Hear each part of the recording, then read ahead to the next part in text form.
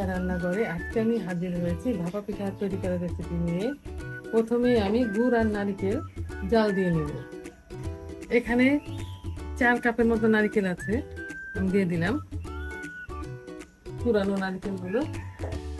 4 cup নারকেলে আমি 2 কাপের মতো খেজুরের গুড় দিব। গুড়গুলোকে আমি গুঁড়ো করে নিয়েছি।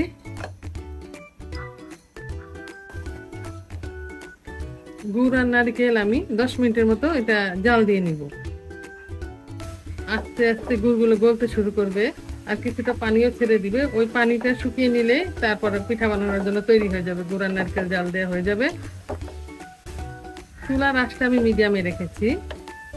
চুলার হিটে গুড় আর নারকেল গলতে শুরু করেছে। কিছুটা পানি ছেড়ে দিবে, পানিটা আমার শুকিয়ে নিতে হবে, তারপরে তৈরি হয়ে যাবে পিঠা তৈরির জন্য।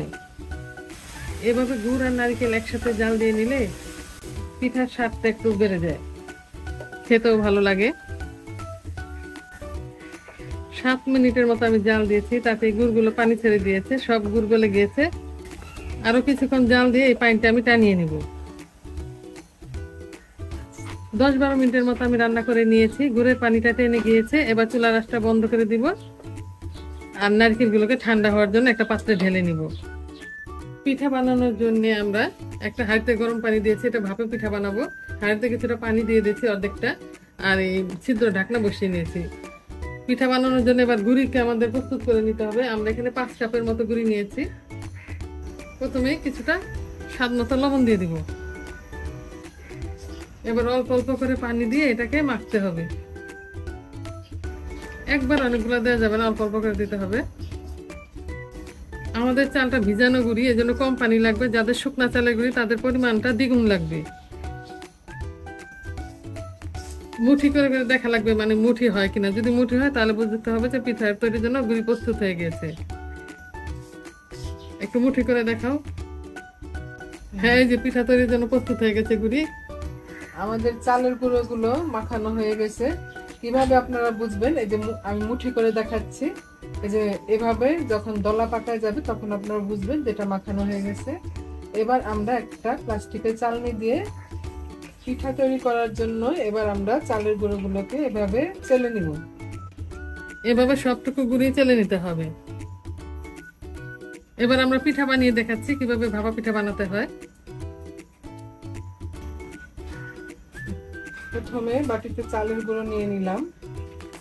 এবার গুড় আর নারকেল পরিমাণ মতো দিয়ে দেব। হ্যাঁ, জাল দেয়া গুড় আর নারকেল।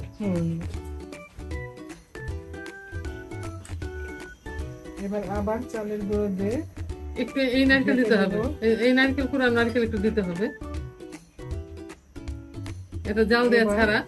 এবার পুরানো নারকেল চালের গুঁড়ার উপর কিছুটা বিছিয়ে দেব। এবার নারকেলের উপর আবার হালকা করে, হ্যাঁ হালকা করে চালের গুঁড়া দিতে হবে। অত চাপাচাপি করা যাবে না, কিন্তু গুঁড়ো দিয়ে দিব এবং হালকা করে চেপে দিলাম। এটা ভিজানো নেটের ব্যাগ নিয়ে নিয়েছি, এটাতে তাড়াতাড়ি সিদ্ধ হয়ে যায় পিঠা। বড় ব্যাগটা অনেক বড়। এবার নেটের ব্যাগ দিয়ে এভাবে ঢেকে চুলার উপর দিয়ে দেব।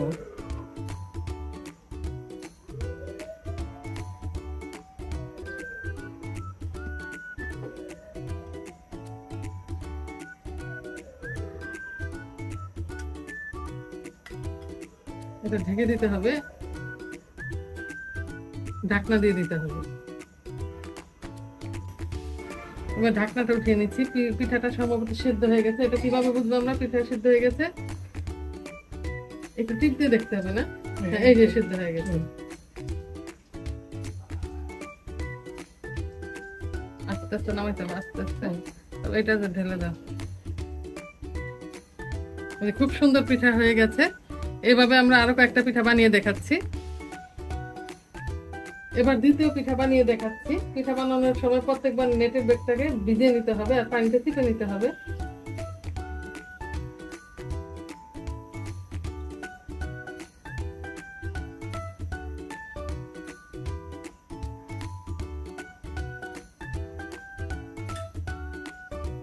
হ্যাঁ, গুড়টা ছড়াই দিতে হবে।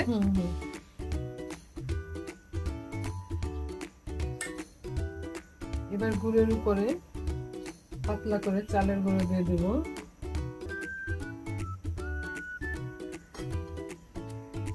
এবার কিছু পুরানো নারকেল দিয়ে দেব।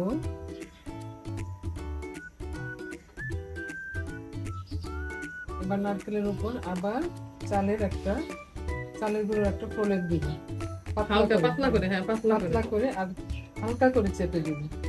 জোরে চাপা যাবে না, জোরে চাপলে পিঠাটা হবে না, ভেঙে যাবে।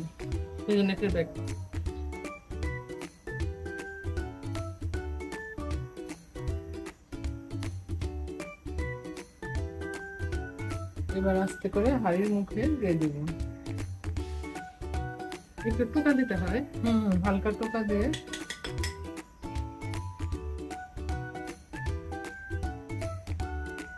এবার ছুরি দিয়ে এভাবে আলগা করে তুলে নিয়ে আসবো। এবার ঢাকনা দিয়ে দিব। 3 মিনিটের মতো আমি রাখবো ঢাকনা দিয়ে, তাহলে পিঠাটা পুরোপুরি সিদ্ধ হয়ে যাবে। এর চেয়ে বেশি সময় রাখলে পিঠা হিটে ফেটে যাবে। এবার দ্বিতীয় পিঠাটা আমরা নামিয়ে নিচ্ছি।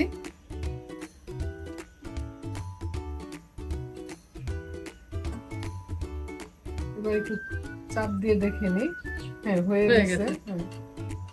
আস্তে আস্তে ভেঙে যাবে গরম পিঠা, ভাঙবে না। এভাবে সবগুলা পিঠা আমরা বানিয়ে নেব। বানিয়ে ফেলেছি মজাদার ভাপা পিঠা। খেজুরের গুড় দিয়ে করেছি পিঠাটা। এই গুড়টাকে আমরা রাজশাহী থেকে সংগ্রহ করেছি, আমাদের গ্রামের বাড়ি থেকে। হালকা শীতের আমেজ শুরু হয়ে গেছে। এই শীতের আমেজ আর ভাপা পিঠা, গরম গরম ধোঁয়া উড়ানো ভাপা পিঠা খেতে খুবই ভালো লাগবে। আর চালের গুঁড়ার ব্যাপারটা আমরা বলে দেই, আমরা আতপ চাল দিয়ে পিঠাটা বানানো যায়, কিন্তু ওটা শক্ত হয় বলে আমরা পোলার চালের সাথে নাজের শাল চাল মিক্সড করে নিয়েছি, ভাঙিয়ে নিয়েছি, যাতে পিঠাটা সফট থাকে, খেতে ভালো লাগে। আজ এ পর্যন্তই। আবার নতুন কোনো পিঠা নিয়ে এই শীতেই আপনাদের সঙ্গে আমাদের আবার দেখা হবে। আল্লাহ হাফেজ।